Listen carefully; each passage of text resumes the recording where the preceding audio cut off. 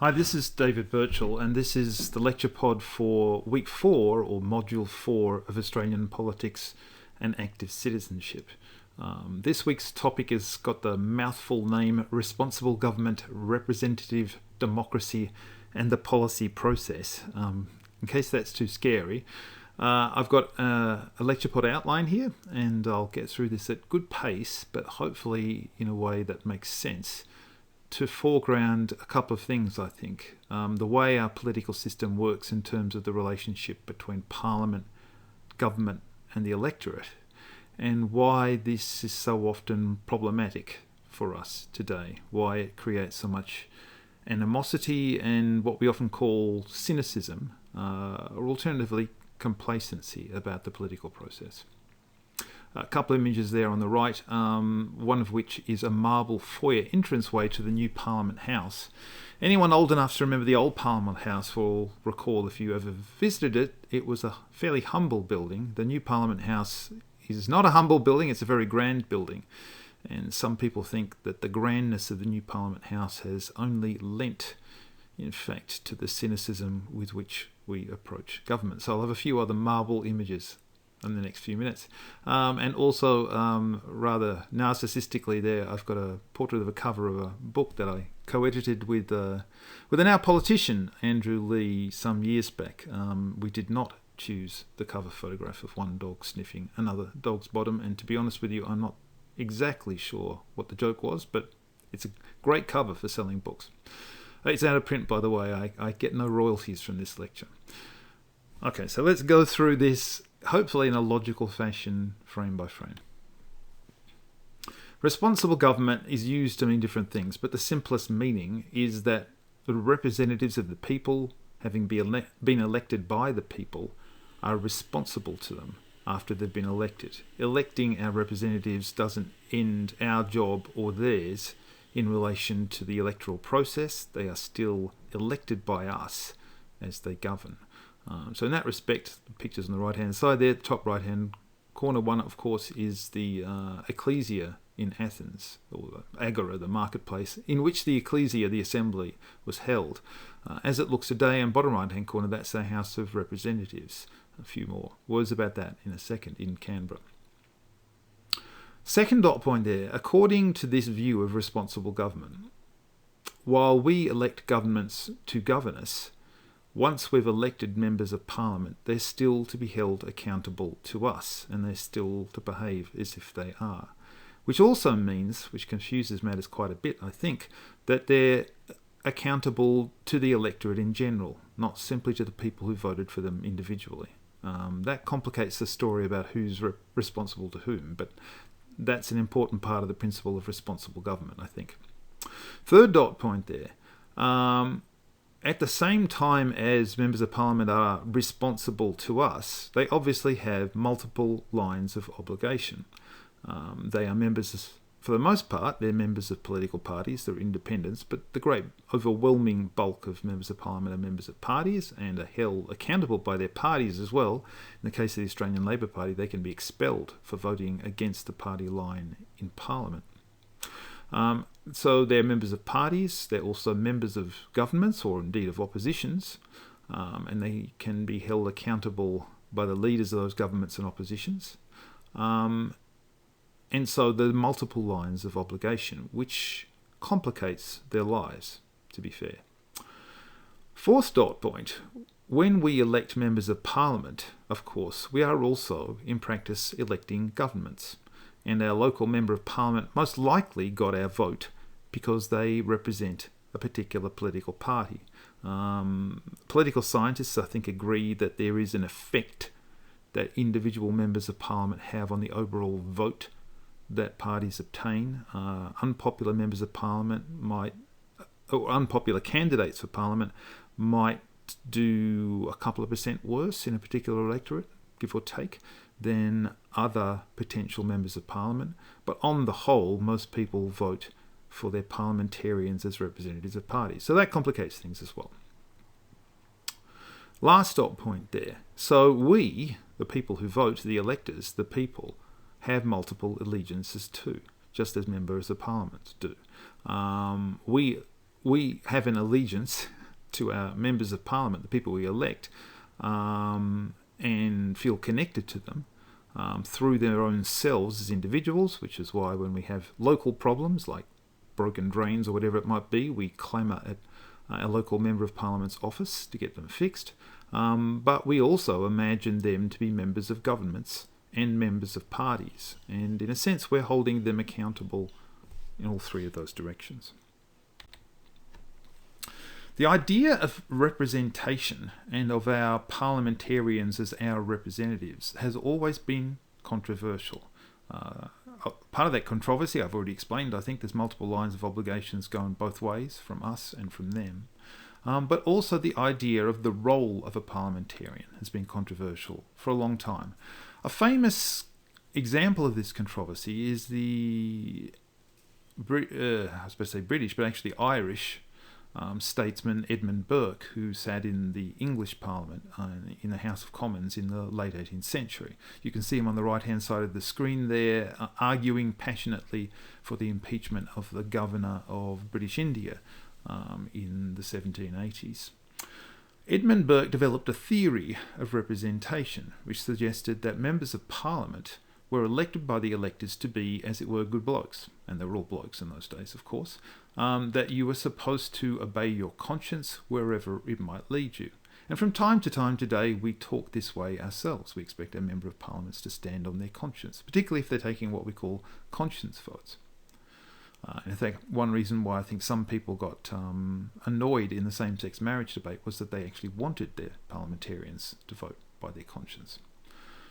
But Burke's argument was that to be an independent gentleman and a member of parliament, you couldn't be influenced by considerations ultimately other than your own conscience. Although Edmund Burke was himself a member of a political party, the so-called Whig Party in England at the time. So, third dot point there, on this view, on Burke's view, the job of the electors, the electorate, the voters, the people, is to elect the right kinds of people, people with honour and truth and probity. And from time to time, that's probably what we think we're doing, though you could argue we occasionally elect people who are not that kind of person. A contrary view, fourth dot point there, which is we commonly find ourselves asserting today, whether online or down the pub, when pubs are open, suggests that members of parliament should be chiefly guided by the views of their electors. But of course that's a complicated question. Which electors? The electors in their actual electorate, the electors who voted for the government, the electorate in general. Famously, at the beginning of World War II, a British member of parliament called on the Prime Minister to speak for the people. And of course that meant all of the people, not just some of the people. So it's tricky to work out what that means, but we often find ourselves called to say it. Last dot point there, though. In practice, politicians are necessarily, I think, guided by a mix of considerations. They're guided by the sentiments of their electors. If they want to get re-elected, obviously they have to put that right at the top of the list. They are guided by the policy outlook of their own party in government, or indeed come to that in opposition. And they are also, in their own minds, governed by the needs of the current political situation. What's the right thing to do at that moment? And all of these conflicting lines, I think, create further tensions that muddy the waters as to what the right thing for parliamentarians to do is, and also muddy the waters for us in trying to understand and, for our own purposes, whether our politicians are actually doing their job. Now, as you might be aware, Parliament is described at different points in the Constitution and all over political textbooks as the legislature because it legislates. It creates and enacts legislation, which become acts of Parliament, which then have a legal standing and can be enforced through the courts. In the federal Parliament in Australia, and this is very similar in all the state parliaments, this process requires someone to bring a bill before the House of Representatives, which for these purposes is the enacting House of Parliament, to have it passed there after discussion, and then also to be moved on to the Senate, the so-called upper house or the House of Review, which is also required to pass it for the bill to pass into law. Or the Senate can do other things like sending it off to a committee. It can be sent off to a committee at various points. Most commonly, bills are put to Parliament by members on behalf of the government of the day. although there are such things as independent members' bills. That's overwhelmingly the most common way Acts of Parliament are created. And these Acts of Parliament authorise the government to carry out or execute actions. And that's why the government is sometimes referred to as the executive, because it executes what the legislative has legislated. Of course, that makes it all sound very simple and neat, but in practice, again, it's not remotely neat, actually. I'll jump over the second last dot point there, which you can read for yourself off the screen. This also means that members of a government then also have multiple obligations. They are members of a government and generally speak on behalf of or in support of the government in Parliament, whatever their private views might be. They have obligations to Parliament as well. They're parliamentarians. They are supposed to be, as parliamentarians, concerned about the dignity of Parliament and its own power and responsibility, and not to allow that to be overwhelmed by the needs of the government. So that's a complicated balance. And lastly, of course, they're also responsible to the electors in relationship both to the creation of legislation and its execution. So you've got a whole bunch there of competing obligations again. What do governments do when they govern? This is also kind of complicated, because in practice governments govern by developing what we call by convention policy, though policy isn't referred to in the Constitution. A policy is a general point of view on a general area of public importance. Having developed a policy, governments then prepare bills for Parliament to enact, which can enable them to pursue those policies in a legally binding way. There are other things they can do, but let's not go into that here. So when we talk about governments making policy or policy making, we're talking about this broader activity of government, where governments draw up a general attitude on a particular political problem or set of issues, and then formulate a plan of action. It has to have to do something about that, and then to put that into practice by having laws passed and doing things as a result of those laws, setting up bodies, for instance, introducing regulations, providing oversight of or direction to various different kinds of public bodies, and indeed come to that private bodies as well. Hence, governments are both dependent upon Parliament, since only Parliament can pass the laws that makes government policy possible, and they're also to some extent independent of it. A lot of what happens in government happens outside of the space of Parliament, in government committees, or in the cabinet or room, or indeed out of Parliament House altogether. The actual practical carrying out of public policy is carried out by public servants, who of course are paid a salary by the people, by the Crown, in order to do the business of government, even though they themselves haven't been elected. Last dot point there, these public servants are supposed to be impartial, and they're supposed to behave independently of the political system and the political parties. There's even a convention that says that public servants in close contact with policy making shouldn't belong to a political party, though there's no clear guidelines about that in the Constitution. As Miraglotta and Barry point out in the first reading up on views for this week, we're in the habit in Australia, as in most Western countries, of complaining about our politicians. I think in relation to all of these complicated relationships.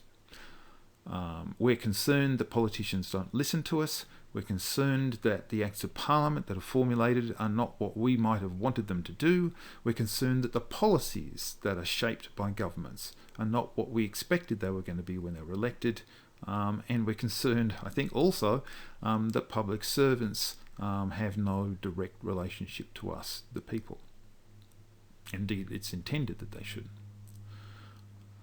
All of this coalesces, I think, in basic simple gripes along the lines of politicians are out of touch and they're not listening to us. Now, as Miraglotta and Barry point out, historically pay for politicians was a democratic measure. It's actually an essential democratic measure, I'd suggest, at least in modern representative democracies. In the 18th century, before pay for politicians, only politicians with an independent income could run for parliament because how else would they survive? Generally, they were large landholders, often rural aristocrats or the gentry. Pay for politicians made it possible for ordinary people to run for politics without starving. But particularly over the last half century, and more broadly perhaps since the Second World War, more politicians have chosen to make politics a career, often from quite an early point in their lives. I think famously, our former Prime Minister Paul Keating suggested he wanted to be Prime Minister ever since he was in high school. And we all know, and Mary Latter and Barry document this, that a great many politicians these days have been involved in politics one way all their lives.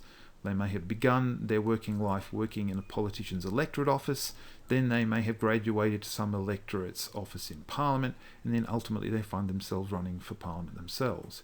And I think instinctively we often think this is a lousy way to live your life if you want to understand how ordinary people live.